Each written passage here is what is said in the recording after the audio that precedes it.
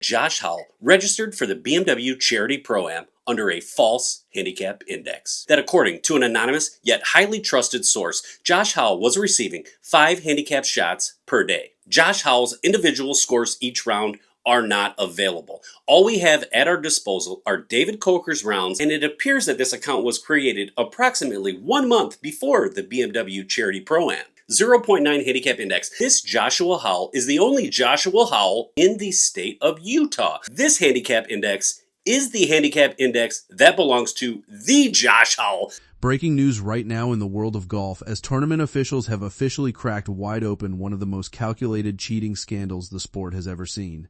In a game built entirely on individual honor, there is one unwritten rule that every single golfer holds sacred. You never ever fake your ability. While the bright lights of the PGA Tour are currently focused on elite majors, multi-million-dollar sponsor contracts, and the agonizing physical pressure of playing through injury, a much darker structural crisis has just been completely exposed under the surface of the professional game.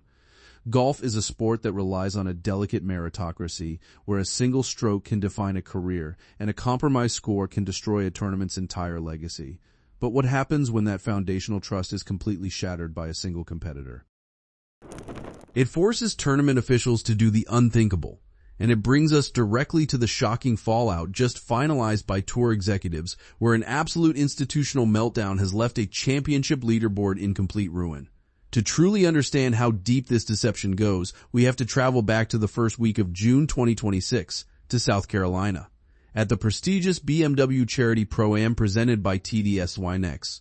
This isn't just any minor stop on the calendar. It is a vital event on the Corn Ferry Tour, the literal proving ground where future PGA Tour stars fight for their lives, their cards, and their livelihoods.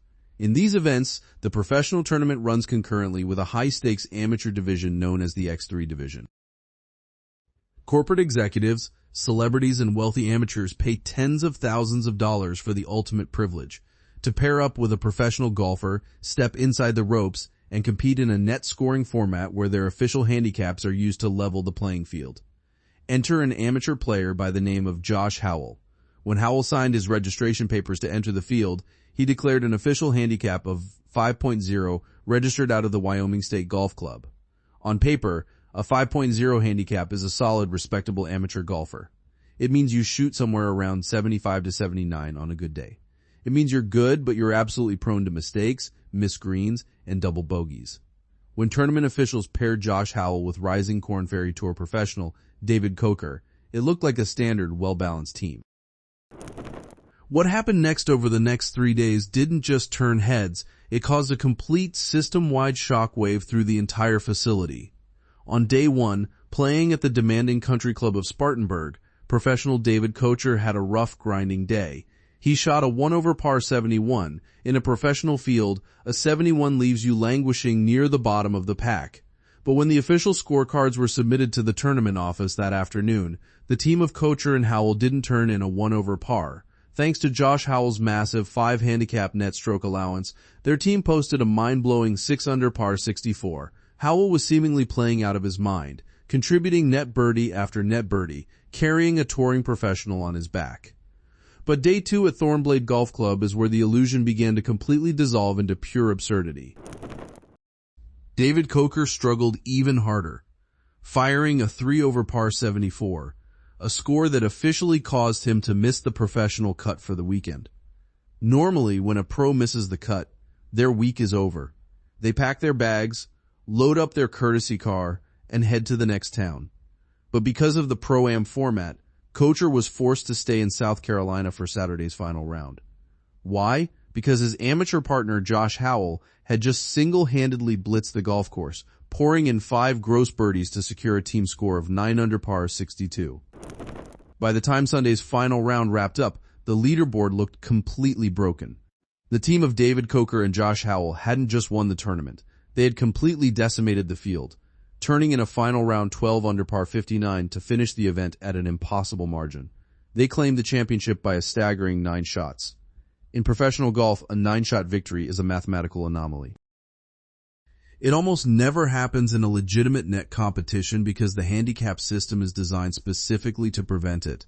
If an amateur is truly a 5 handicap, their variance should never allow them to string together 3 consecutive rounds of gross near-scratch level golf. The runner-up team, comprised of amateur Chris Harrison and Korn Ferry Tour star Dylan Minante, had played an absolutely phenomenal tournament, finishing at 18 under par. Under any normal circumstances in tournament history, an 18 under total wins the trophy comfortably. Instead, they were left standing on the 18th green looking completely bewildered, defeated by 9 strokes by a guy who was supposedly a weekend warrior from Wyoming. For a few weeks, Josh Howell held the trophy. The tournament's official social media accounts tagged him in celebratory photos, hoisting the silverware, smiling next to professional players. But while the physical tournament office was quiet, the digital world was about to ignite a firestorm that no executive could put out.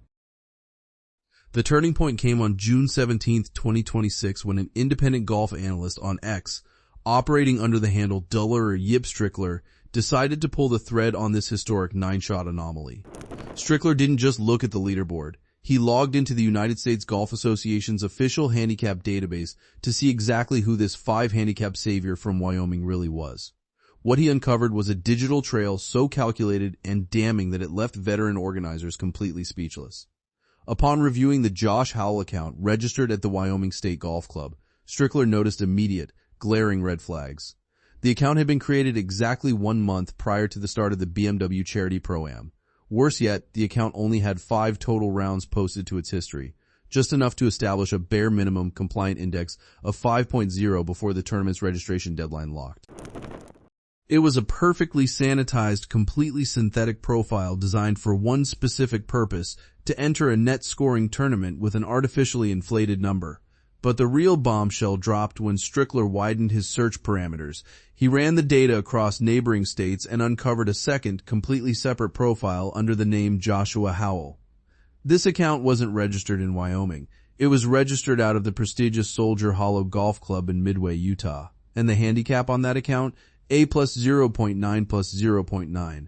To the average viewer, a difference between a 5.0 and a plus 0.9 might sound like minor golf jargon, but in the realm of competitive sports, it is a Grand Canyon of deception.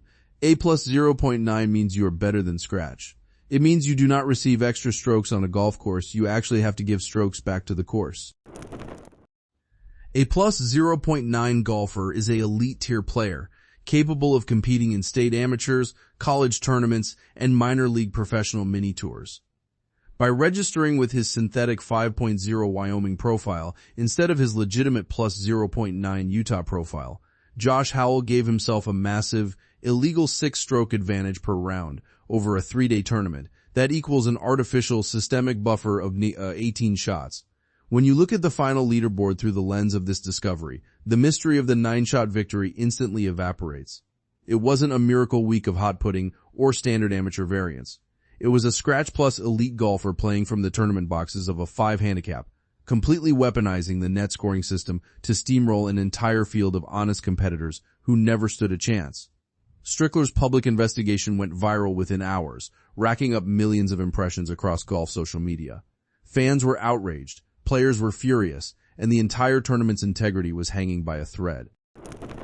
The evidence was irrefutable. Howell's own public personal social media profiles openly stated he was from northern Utah, directly tying him to the elite plus 0.9 Soldier Hollow account, completely blowing the lid off his Wyoming cover story. Faced with a complete public relations nightmare and overwhelming digital evidence, the tournament committee was forced into an unprecedented corner. They couldn't just brush this under the rug as a simple clerical error. Behind closed doors, tournament directors, compliance officers, and legal representation launched a massive, exhaustive internal audit into the Josh Howell plot. They tracked IP addresses, cross-referenced registration emails, verified handicap posting histories, and analyzed every single gross birdie Howell carded during those 3 days in South Carolina. They realized that if they allowed a blatant sandbagging plot of this magnitude to stand unpunished, it would cause a total, irreversible mass walkout from corporate sponsors and honest amateurs who fund these multi-million-dollar charity events.